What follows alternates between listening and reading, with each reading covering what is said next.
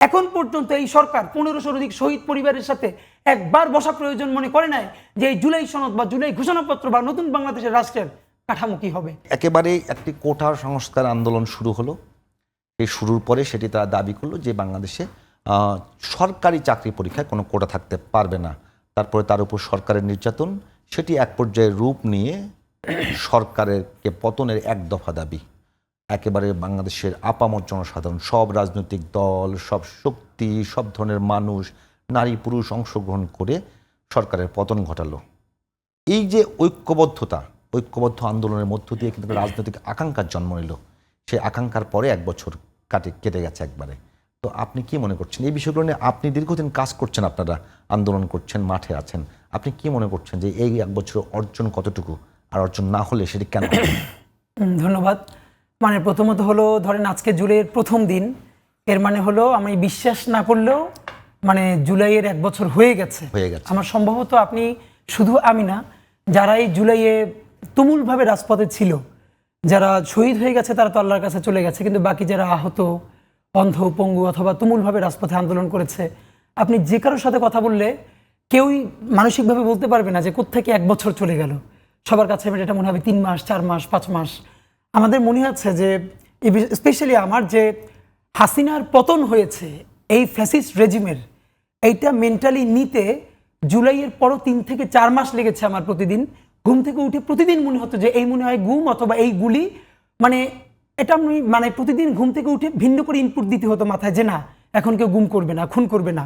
তা আমার খুব মনে পড়ছে একদিন এরকম রাস্তায় আমার বাসার সামনে থেকে যখন যাচ্ছি, রাস্তায় একা একা হাসছি আমি আর হাঁটতেছি, তো আশেপাশে লোকজন দেখে তারা একটু মানে একা একা কেন হাসে। তখন আমার মনে হচ্ছিল স্বাধীনতার যে আনন্দ মানুষ না খাক না পড়তে পারুক, সে স্বাধীনভাবে বলতে চায়, কথার কারণে শুধু দ্বিমতের কারণে সে গুম হয়ে যাবে, খুন হয়ে যাবে। তার থেকেও ভয়াবহ হলো সে গুম হয়ে যাওয়ার পর তার মা, তার বোন বা তার স্ত্রী তাকে যদি খুঁজতে যায়, তাহলে সেই স্ত্রীও আবার ধর্ষণের শিকার হবে, কখনো থানায়, অথবা যাকে গুম করা হবে সেই গুমে স্বীকারোক্তি আদায়ের জন্য রোজা অবস্থায় তার সামনে তার স্ত্রীকে ধর্ষণ করা হবে। এই চিন্তা মানুষ যখন মনে করে যে এইটা নাই, এখন আমাকে কেউ গুম করবে না, সম্ভবত এই যে চিন্তা করতে পারে এইটুকুনি এখন পর্যন্ত সব থেকে বড় অর্জন। দ্বিতীয় অর্জন হলো ধরেন মন্ত্রী পর্যায়ের এখন যারা উপদেষ্টা আছে, ইভেন তার হাতে ঘড়িটা কত টাকা দামের, তার ফোনটা কত টাকা দামের, সে যদি দামি কেস পরে কোত্থেকে পেয়েছে, এই যে প্রশ্নগুলো একজন রিক্সাওয়ালাও তুলতে পারছে, একজন উপদেষ্টার যে কোনো ধরনের ত্রুটি বলতে পারছে, প্রশ্ন করতে পারছে, এই জন্য কেউ গুম হচ্ছে না, খুন হচ্ছে না। এইটা হলো জুলাইয়ের এখন পর্যন্ত একমাত্র অর্জনের মানে আমরা একটা রাজনৈতিক জনগোষ্ঠী হয়ে ওঠার আকাঙ্ক্ষা, যে আমরা প্রশ্ন করতে চাই, আমরা নাগরিক হয়ে উঠতে চাই, আমরা রাষ্ট্রের মালিকানা বুঝে পেতে চাই। এটা এর বাহিরে যদি বলেন আমাদের যা জুলাইয়ের ত্যাগ, তার কি অর্জন, সেটা এতই হতাশা ব্যঞ্জক। আপনাকে শুধু এক কথায় আমি বলি যে আপনাদের এই স্টুডিওতে মাত্রই আমি কিন্তু পুরো ঘামে ভেজা, এই জন্য যে আজকে জুলাইয়ের প্রথম দিনে আমরা শাহবাগ থেকে ফরেন সার্ভিস একাডেমি অভিমুখে হাজারো মানুষ নিয়ে মাত্র লাল মার্চ করে এসেছি।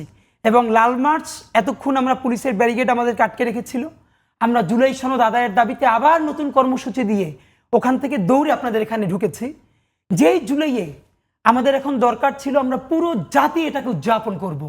তাদেরকে নিয়ে এই যে গত 16-17 বছরে ফ্যাসিবাদের আমলে যারা গুম হয়েছে, খুন হয়েছে, ধর্ষিত হয়েছে, বাংলাদেশের ন্যূনতম আইনের শাসন ছিল না, প্রত্যেকটা পরিবার, শাপলা, পিলখানা গণহত্যা থেকে শুরু করে সবাইকে সাথে নিয়ে কেমন উদযাপন, নতুন বাংলাদেশ, ইনসাফের বাংলাদেশ, যেই বাংলাদেশে আর কোনো চাঁদাবাজি চলবে না, যেই বাংলাদেশের ন্যূনতম আইনের শাসন বা কেউ জিডি করতে হলে, আইনের আশ্রয় পেতে হলে আগে লাগতো আওয়ামী লীগের পরিচয়, এখন লাগবে বিএনপি, জামাত বা এনসিপির পরিচয়। এই পরিচয় লাগবে না, শুধুই থানায় গিয়ে বলবে আমি একজন রাষ্ট্রের নাগরিক, আমার সাথে জুলুম হয়েছে, আমি বাংলাদেশি, আমি এর প্রতিকার চাই। এরকম ন্যূনতম একটা ইনসাফের রাষ্ট্র কাঠামো কিসের মধ্য দিয়ে হবে? আমাদের জুলাই সনদ, নতুন আকাঙ্ক্ষার বাংলাদেশ। কিন্তু এই ইন্টারিমকে দেখেন, এটা তো একটা খুবই ফর্মাল সেট আপ, এই জন্য বকাঝকাও করা যায় না, কিন্তু শান্তিনিকেতনের ভাষায় গালিগালাজ করলে তারা রবীন্দ্রসঙ্গীত মনে করে। কিন্তু আমরা হাতে ধরে পায়ে ধরে এমন কোনো অবস্থা নাই গত 10 মাস, আপনি জানেন ইনকিলাব মঞ্চ রাস্তায় কামড় খেয়ে আমরা পড়ে আছি। প্রথমে বলেছি গণহত্যাকারী আওয়ামী লীগকে নিষিদ্ধ করেন, এটা একটা আংশিক ফলাফল এসেছে। এখন আমরা বলছি জুলাই সনদটার আগে কিন্তু আমাদের ঘোষণাপত্র লাগবে। ঘোষণাপত্র নিয়ে আপনি জানেন নিশ্চয়ই এই যে জুনের 25 তারিখ সরকার যে ওয়াদা করেছিল প্রজ্ঞাপনে যে 30 কার্য দিবস, সেই 30 কার্য দিবসের মধ্যে সে জুলাইয়ের ঘোষণাপত্র জারি করবে, সেটা কিন্তু 25শে জুন শেষ হয়েছে। দেখেন, আমরা বুঝতে পারি বিভিন্ন সংকটের কারণে সরকার কোনো একটা কিছু করতে দেরি হতে পারে। আপনি কি আমাকে বলতে পারবেন, সরকার তো এই যে বিভিন্ন কিছু ইস্যু নিয়ে হলেই কিন্তু সরকারের যিনি প্রেস সচিব আছেন, প্রধান উপদেষ্টা এবং বিভিন্ন মন্ত্রণালয় আছেন, তারা কিন্তু কথা বলে, ইভেন ফেসবুকে বলে, তারপরে তারা প্রেস নোট দেয়, প্রতিদিন এত নোট দেয়। কিন্তু এই যে 25 তারিখ সরকার ঘোষণা করেছিল যে ঘোষণাপত্র দিবে, এবং সেটা দিতে পারে না। আজকে জুলাইয়ের 1 তারিখ, গত এক সপ্তাহে সরকারের কোনো তরফে আজ পর্যন্ত অফিসিয়ালি সে বলেও না যে 25 তারিখে আমি ঘোষণা করেছিলাম, আমি কেন দিতে পারি নাই এবং আমি কবে দিতে চাই। ডক্টর ইউনূস সাহেব ইনফরমালি বলেছেন জুলাইয়ের মধ্যে দিতে চাই। ইনফরমাল কতই বলে, আপনি তো প্রজ্ঞাপনে অফিসিয়ালি বলেছেন 30 কার্য দিবসের মধ্যে দিবেন।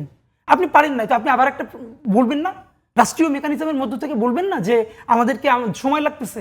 এখন আবার গতকালকে না পরশু দেখলাম ঐক্যমত্য কমিশনের যিনি সহসভাপতি আলী রিয়াদ সাহেব, তিনি বলছেন যে এখন রাষ্ট্রের যে কাঠামো আছে, যেভাবে রাজনৈতিক দলগুলো ঐক্যমত্যে পৌঁছাচ্ছে না, সুতরাং সেখানে জুলাই সনদ নিয়ে আমরা আশাবাদী না, হতাশা। এই জুলাইয়ের মালিকানা কি বাংলাদেশের রাজনৈতিক দলের?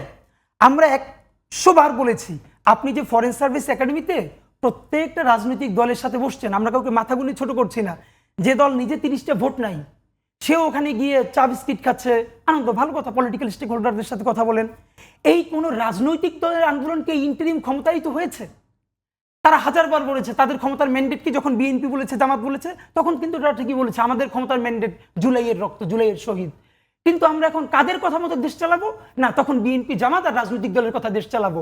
এখন পর্যন্ত এই সরকার 1500 অধিক শহীদ পরিবারের সাথে একবার বসা প্রয়োজন মনে করে নাই যে এই জুলাই সনদ বা জুলাই ঘোষণাপত্র বা নতুন বাংলাদেশের রাষ্ট্রের কাঠামো কি হবে। একবার 22,000-এর বেশি অধিক আহত, চিরতরে অন্ধ হয়ে গেছে, পঙ্গু হয়ে গেছে, এরকম মানুষদের সাথে একবার বসে নাই যে এই নতুন বাংলাদেশ তোমরা যে চেয়েছো কিভাবে চাও, বসে নাই। এখন যখন তাকে প্রশ্ন করে আপনাকে কে ক্ষমতায় বসিয়েছে, তখন বলে জুলাইয়ের যোদ্ধারা, জুলাইয়ের শহীদ। তা আপনি এখন নতুন বাংলাদেশ কেমন করবেন, এই সিদ্ধান্ত কি দিবে? এটা দেবে রাজনৈতিক দল। অদ্ভুত। আপনি রাজনৈতিক দলকে বোঝানোর চেষ্টা করেন, তারা যদি কনভিন্সড না হয়, লেটস গো ফর গণভোট। আপনি কেন গণভোট দিচ্ছেন না? আপনি যদি একটা আজকে বলেন আমি এই মৌলিক সংস্কার চাই, যে আমাদের সংসদে 2টো কক্ষ হবে, একটা নিম্ন কক্ষ, উচ্চ কক্ষ। আমাদের বলেছে আমাদের ক্ষমতায় কেউ জীবদ্দশা 10 বছরের বেশি প্রধানমন্ত্রী থাকতে পারবেন না, আমরা রাষ্ট্রপতিকে সরাসরি ভোটে নির্বাচিত করতে চাই। এরকম আপনি যতগুলো আছে, আপনি বলেন যে আমরা প্রধান বিচারপতি, প্রধান সেনাপতি, মানে সেনাবাহিনীর প্রধান, এদেরকে রাষ্ট্রের প্রধান নির্বাচন করবে না, এটা একটা এনসিসির মাধ্যমে করতে চাই। যত কিছু আছে আপনি একটা প্রস্তাবনা আকারে তৈরি করেন, আপনি গণভোট দেন। যদি জনগণ আপনাকে বলে হ্যাঁ আমরা এইটার পক্ষে দিচ্ছি, ঠিক আছে, আপনি তাহলে জিতলেন, আপনি এটা করে ফেললেন। যদি জনগণ আপনাকে না বলে, জনগণের মধ্যে তো বিএনপিও আছে, জামাতও আছে, ঠিক আছে, আপনি ফেল করবেন। তাহলে আপনি বলতে পারবেন যে আমাকে জনতা বসিয়েছে, জনতাই আমাকে রায় দেয় না, সুতরাং সংস্কার করতে পারলাম না, আমরা চলে যাচ্ছি। আপনি গণভোট দিচ্ছেন না, আপনি রাজনৈতিক দলকেও কনভিন্স করছেন না, আপনি জুলাইয়ের শহীদদের পরিবারের সাথেও বসছেন না। আপনি একটা কথা বলে রাখি আফসোসের সাথে, এটা আমাদেরকে কেউ জিজ্ঞেস করে নাই। দেখেন, জুলাইয়ের কাউকে ছোট করে বলছি না, যত ছোট সংগঠনও আছে তারাও কিন্তু এই 36 জুলাই পর্যন্ত সিরিজ অফ প্রোগ্রামস ঘোষণা করেছে, দেখেছেন, অনেক কর্মসূচি। বিএনপি, জামাত তো অবশ্যই, সবাই। আপনি একটা জিনিস খেয়াল করেছেন কিনা, জুলাই নিয়ে জীবনটা দিয়ে দিচ্ছে মানুষ, ট্রাস্ট করে ইনকিলাব মঞ্চকে। এখন পর্যন্ত তারা কোনো কর্মসূচি দেয় নাই জুলাইয়ের, ভীষণ অভিমানের জায়গা থেকে। কেন? আমরা কিসের? এই জুলাই কি জনতার হাতে এসেছে? এই জুলাইয়ের আজ পর্যন্ত ঘোষণাপত্র তৈরি হয় নাই।